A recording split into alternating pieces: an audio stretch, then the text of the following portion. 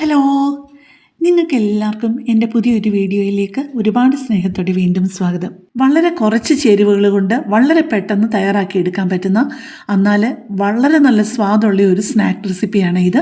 കുറച്ച് ഉള്ളിയും പച്ചമുളകും മുട്ടയും അങ്ങനെ വളരെ കുറച്ച് ചേരുവകൾ മതി ഇത് തയ്യാറാക്കിയെടുക്കാനെന്നുള്ളതാണ് ഇതിൻ്റെ ഏറ്റവും വലിയൊരു ഗുണം. അപ്പം നിങ്ങളിതൊരു പ്രാവശ്യമെങ്കിലും ഒന്ന് ട്രൈ ചെയ്യണേ. ഇപ്പം ഞാൻ ഒരു പാത്രത്തിലോട്ട് എടുത്തിരിക്കുന്നത് ഒരു 4 മീഡിയം വലിപ്പത്തിലുള്ള സവാളയുള്ളി കനം കുറച്ച് അരിഞ്ഞതാണ്. അതിലോട്ട് ഒരു 4 മീഡിയം വലിപ്പത്തിലുള്ള പച്ചമുളക് കനം കുറച്ച് അരിഞ്ഞതിട്ടിട്ടുണ്ട്. ചെറിയൊരു കഷ്ണം ഇഞ്ചി വളരെ പൊടിയായിട്ട് അരിഞ്ഞത്, ഒരു 3-4 തണ്ട് കറിവേപ്പിലയും കുറച്ച് മല്ലിയിലയും പൊടിയായിട്ട് അരിഞ്ഞത്, 1 ടീസ്പൂൺ കാശ്മീരി ചില്ലി പൗഡർ, ഒരു 1/2 ടീസ്പൂണോ 1/4 ടീസ്പൂൺ വരെ ഉപ്പ്, ഒരു 2 നുള്ള കായപ്പൊടി, ഇത്രയും കൂടെ ചേർത്ത് നന്നായിട്ടൊന്ന് തിരുമ്മിയെടുക്കണേ.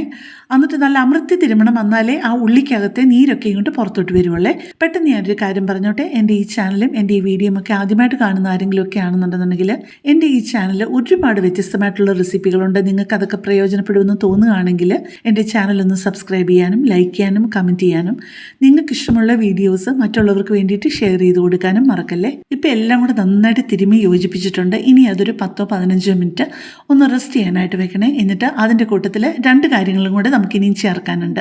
ഇനി നമ്മൾ ഇതിനകത്തോട്ട് ചേർക്കാനുള്ള ആ 2 ചേരുവകൾ, 1/4 കപ്പിനെക്കാട്ടിലും ഒരു ഇച്ചിരി കൂടുതൽ, ഒരു 1-2 ടേബിൾ സ്പൂൺ കൂടുതൽ മൈദയും അതേ അളവിൽ തന്നെ കടലമാവും കൂടെ ചേർത്തിട്ട് കുറച്ചുകൂടെ ഉപ്പ് ചേർത്ത് കൊടുക്കണേ. കാരണം നമ്മൾ ഉള്ളിക്ക് പരുവത്തിനുള്ള ആ ഒരു ഉപ്പല്ലേ നേരത്തെ ഇട്ട് കൊടുത്തുള്ളൂ. അപ്പം ഈ പൊടികളും കൂടെ വരുമ്പോഴത്തേക്ക് പിന്നെയും ഉപ്പ് ആവശ്യം വരുമല്ലോ. ഇത് നന്നായിട്ട് കയ്യിലൊക്കെ പറ്റി പിടിക്കും. എന്നാലും വെള്ളമൊന്നും ഒഴിച്ചു കൊടുക്കാതെ ആ ഉള്ളിയുടെ നനവിൽ മാത്രമാണ് ഇത് കുഴച്ചെടുക്കേണ്ടത്. ഞാനിപ്പോൾ ഇവിടെ ഒരു 4 മുട്ട പുഴുങ്ങി 2ആയിട്ട് മുറിച്ച് വെച്ചിട്ടുണ്ട് കേട്ടോ. ഇനി നമ്മളുടെ കയ്യിൽ ഒന്ന് എണ്ണ പുരട്ടണം എന്നുണ്ടെന്നുണ്ടെങ്കിൽ എണ്ണയൊന്ന് പുരട്ടി കൊടുത്തിട്ട് കുറച്ച് അതിൻ്റെ ഒരു കൂട്ടെടുത്തിട്ട് ഇങ്ങനെ ഒന്ന് ഫ്ലാറ്റ് ആക്കണം. ഒരു പാടുമില്ല കേട്ടോ ചെയ്യാനായിട്ട്. നന്നായിട്ടൊന്ന് ഫ്ലാറ്റ് ആക്കി കൊടുത്തിട്ട് അതിൻ്റെ മുകളിലോട്ട് മുട്ട ഇങ്ങനെ കമിഴ്ത്തി വെച്ച് ആ കൂട്ടുകൊണ്ട് എല്ലായിടത്തും ഒരുപോലെ അങ്ങ് പൊതിഞ്ഞു കൊടുക്കണേ. എവിടെയെങ്കിലും മുട്ട കാണുന്നതായിട്ട് തോന്നുകയാണെങ്കിൽ കുറച്ചുകൂടെ കൂട്ടെടുത്തിട്ട് ആ ഭാഗത്തോട്ട് വെച്ച് അങ്ങ് കവർ ചെയ്ത് നല്ല വൃത്തിയുള്ളൊരു ഷേപ്പാക്കിയൊന്ന് എടുത്താൽ മതി.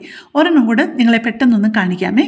ഇതുപോലെ നമ്മുടെ മുട്ടയുടെ എല്ലാ പീസസും കവർ ചെയ്ത് കഴിഞ്ഞിട്ട് ഒരു പാത്രത്തിൽ ഒരു ഇച്ചിരി നല്ല അളവ് എണ്ണ എടുക്കണേ.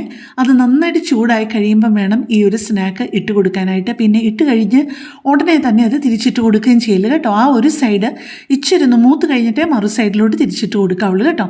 അതുപോലെ മീഡിയം ഫ്ലെയിമിലിട്ട് വേണം ഇത് ഫ്രൈ ചെയ്തെടുക്കാൻ. ഹൈ ഫ്ലെയിമിലാണെങ്കിൽ പെട്ടെന്ന് ഈ ഉള്ളിയൊക്കെ അങ്ങ് മൂത്ത് പോകുമേ. അത് തന്നെയല്ല, നമ്മുടെ ആ ഒരു ഇതിനകത്തുള്ള മാവൊക്കെ വേവാനായിട്ട് ഇരിച്ചിട്ട് സമയം വേണമല്ലോ. ഇതിൻ്റെ പുറഭാഗം നല്ല ക്രിസ്പാണ് കേട്ടോ, നല്ല ടേസ്റ്റുമാണ്. ഇതിൻ്റെ കൂടെ സോസ് വേണമെന്നുണ്ടെന്നുണ്ടെങ്കിൽ കഴിക്കാം, ഇല്ലെങ്കിലും വെറുതെ തന്നെ കഴിക്കാൻ തന്നെ നല്ല സ്വാദാണ്. അപ്പോൾ കൂടുതൽ നല്ലൊരു വീഡിയോ ആയിട്ട് നമുക്ക് പിന്നെ കാണാം.